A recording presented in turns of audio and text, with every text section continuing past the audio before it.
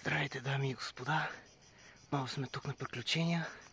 Този път се намираме в средата на нищото над парка Язмото в Стара Загора и се намираме в дворът на предполагаемо изоставената астрономическа обсерватория. Да видим дали наистина е така или не. По принцип има бариера стоп и вързано куче, но реално това не означава много. Може просто да я пазят и всъщност наистина да е изоставена. Така че не изглежда много като обсерватория, повече като някаква соц сграда.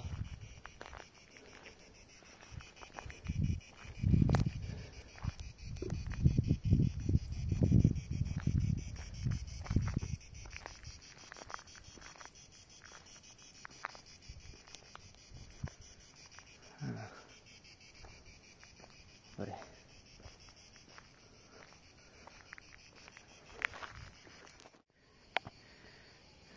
Така. Наложи се да се отдръпнем малко от самата сграда, тъй като започна да се усеща чувство, че ни наблюдават, но в близост на самата сграда намерихме и този трафопост, бункер. Не мога да кажа със сигурност какво е, но продължаваме да изследваме и да се радваме на приключенията.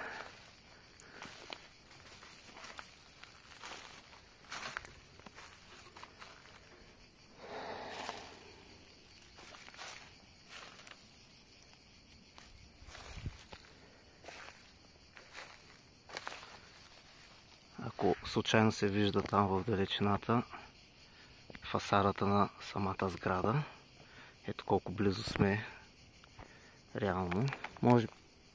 Може би е била пристройка към самата сграда това. Нямаме никаква идея. Тук на самата пристройка може да видим долу какво е имало.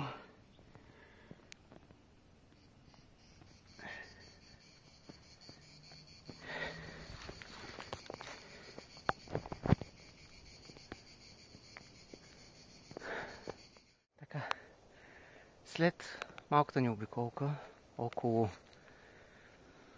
предполагаемо изоставената обсерватория, успях да хвана една-две снимки преди да чуя системата за СОТ. Но, обикаляйки наоколо, срещнах и тази красавица тук. Да видим, може би ще ни излезе късмета тук, да можем да влезем и да разгледаме. Хайде да вървим. Така.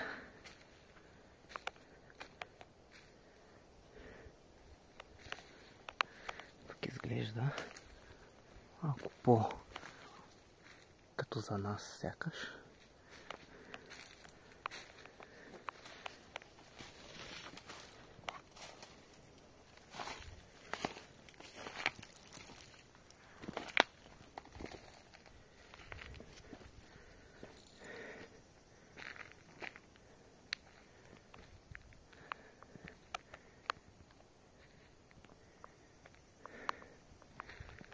В стената виждаме и още една пристройка. Ето е и самата сграда с тези съоръжения.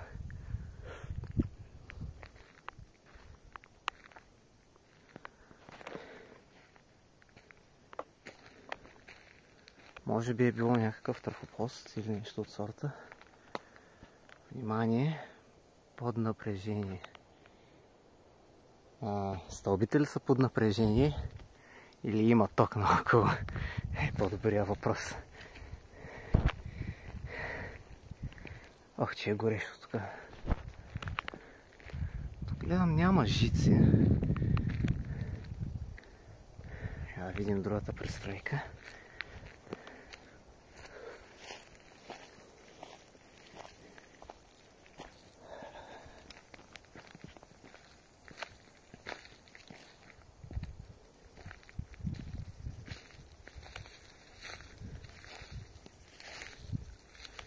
Винаги трябва да имаме едно на ум, да внимаваме за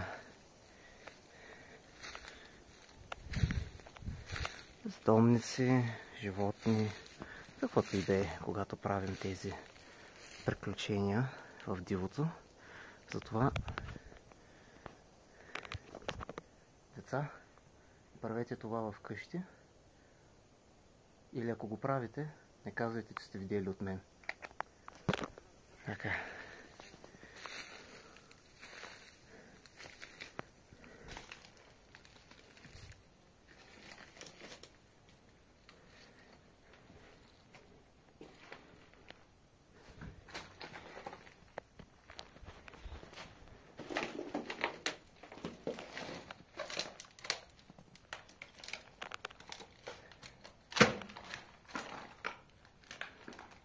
Макара.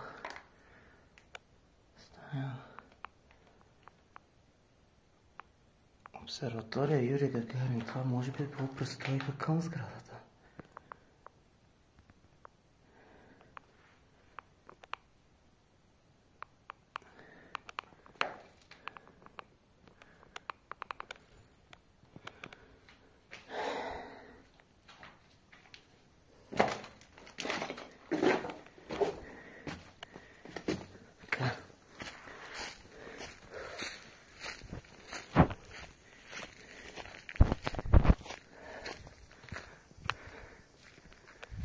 Винаги е хубаво, когато се връщаш сред природата, да откриеш някое друго кътче забравено от времето и изоставено в миналото.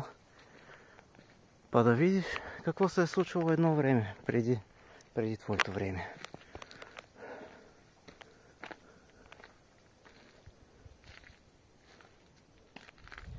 Изглежда малко по-усъвременено. И въпреки това изглежда изоставено.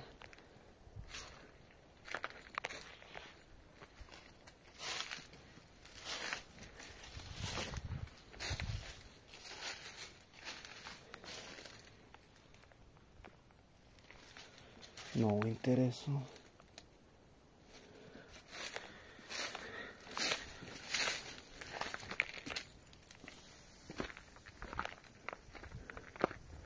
Всеки, който е играл Сталкер или Контра, или която и да е хорър оцеляваща игра, ще знае. Никога не поемайте излишни рискове и не взимайте ъглите на сгради рязко, преди да сте сигурни, че не ви чака нещо отстрани. Това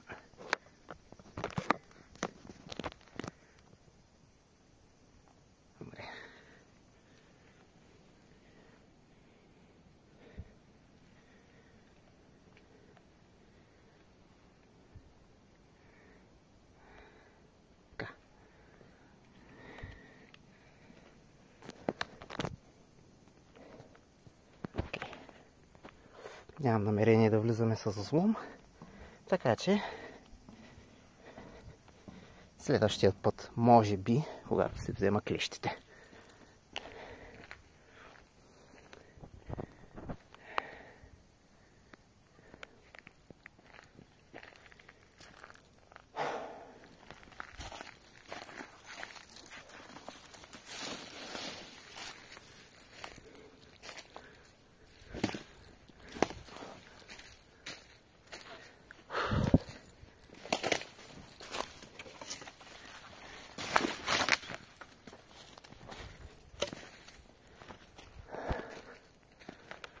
Чета и момичета, късметът продължава да ни се усмихва днес.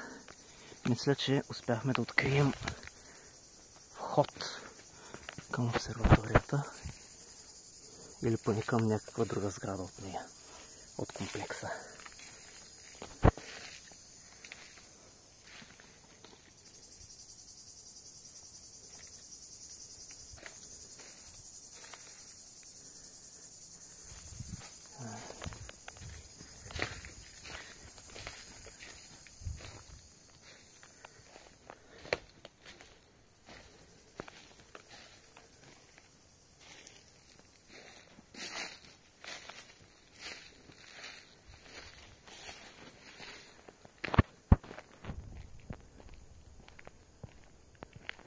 Даже имам съмнение, че е можело, ако минем просто зад втората престройка, да се озовем тук. Но не сме го видели.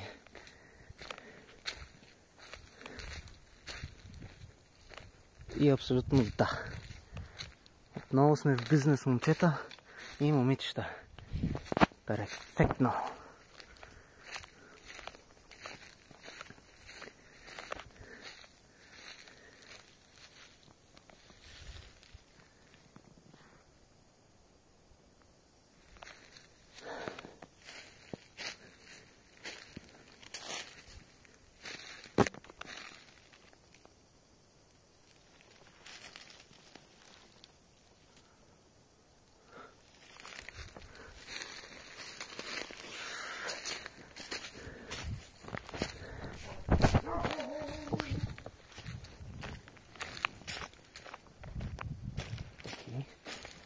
Връщаме се назаде. Ще са доста назаде. Ето, затова казвам, момчета и момичета, не правете това сами, не правете това вкъщи, или ако го правите, бъдете много внимателни. Много сме тук, много се връщаме назад, където дойдохме. Така, сме извън границите, но видяхме и нещо друго, което може да се надяваме, ще имаме късмета да не ни бъде прекъснато от охранителни кучета.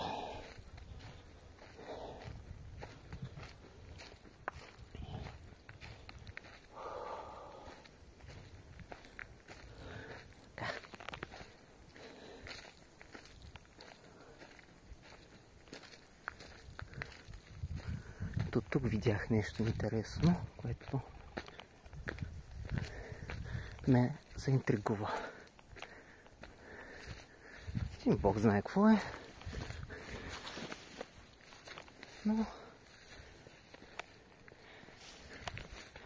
ето ни нас.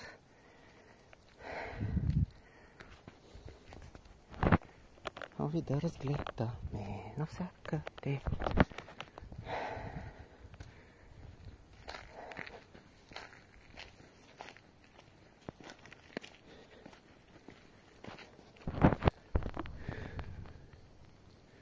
Прилича на много готин басейн, ако трябва да съм честен. Нямам си ни най-малка представа какво е всъщност, но изглежда готино. И доставено, но готино.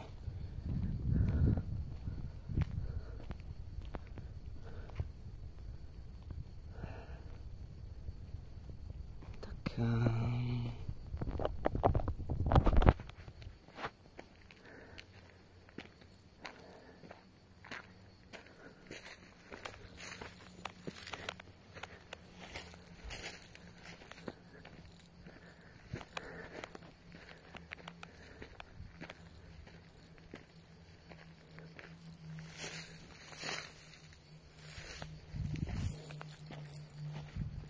Днеска ударихме джакпота на места за разследване и откриване.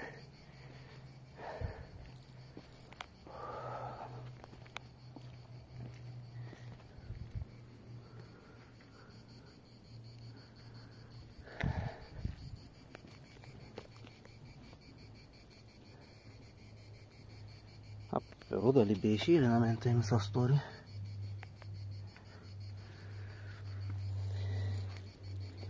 Със сигурност не съм първия, който е идвал тук, то се личи. Но винаги е готино, когато се разхождаш и просто попадаш на някакви такива готини места. Добре, значи имам само онзи вход там. Това е хубаво и е лошо едновременно, в зависимост от ситуацията, в която попаднеш.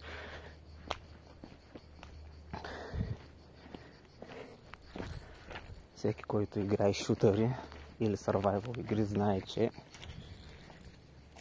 сграда с един вход е както поличба, така и проклятие. В зависимост дали ти влизаш или бягаш от нещо.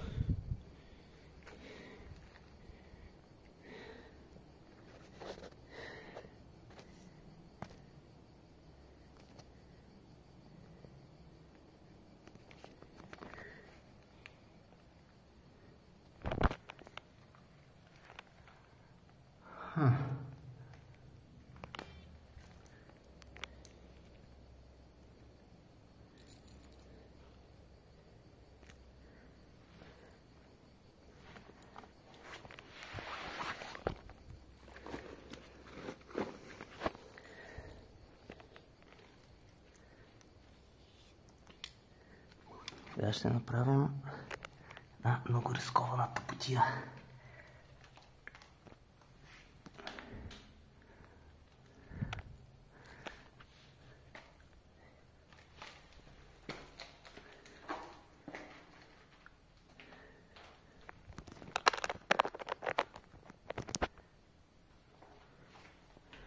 Който е гледал Индиана Джонс или е играл Лара Крофт игрите или Uncharted,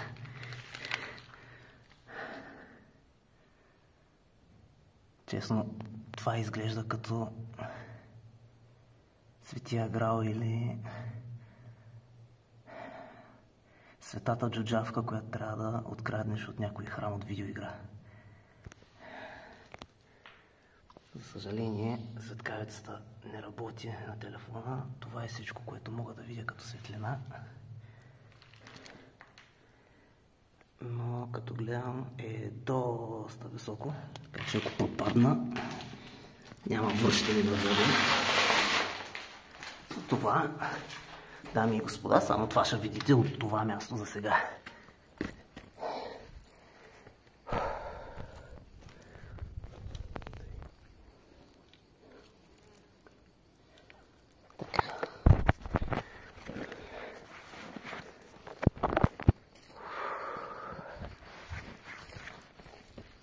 Видим къде какво друго може да хванем.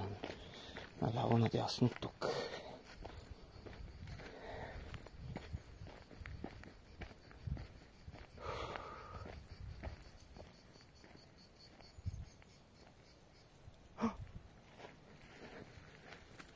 Дами и господа,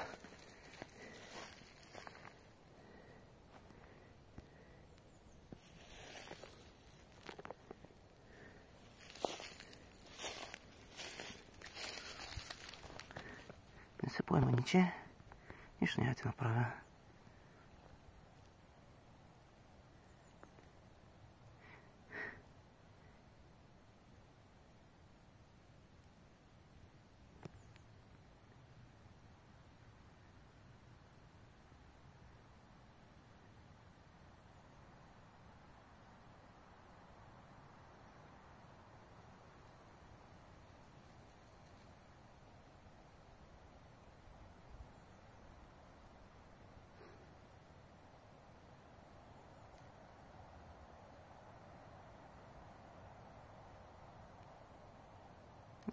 Явно е хвана срама миличката. Ай, ще я оставим да се продължи по пътя.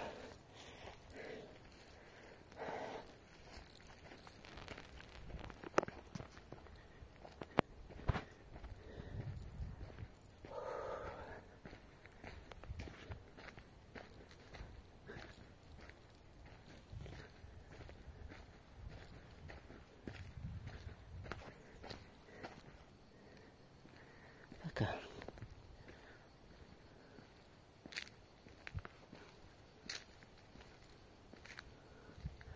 Нямам грам понятие докъде стигаме в момента, но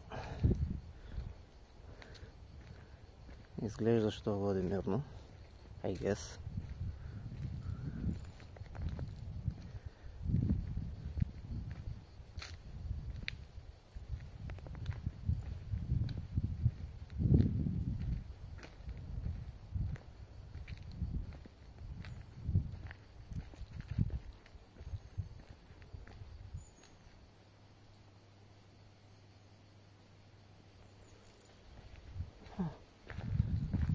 Стандартен трафопост. Активен трафопост. Разлика на електричеството, тъй че няма да се доближаваме много за наша безопасност. Вижте каква хубава гледка надолу. Зелено, докъдето окото вижда.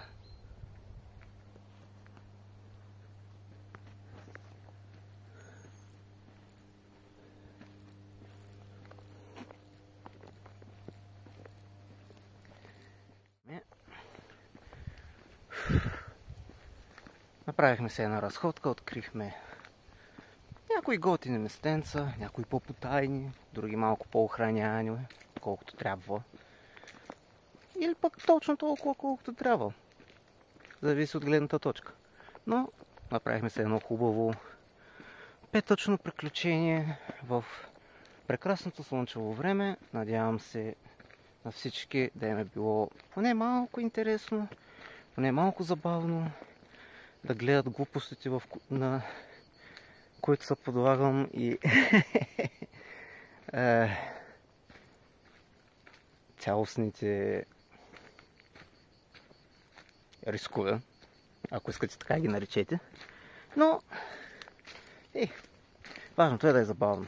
Благодаря ви отново, че бяхте с мен, драги зрители, че гледате съдържанието ми, колкото и кринч, колкото и забавно да ви бъде на вас.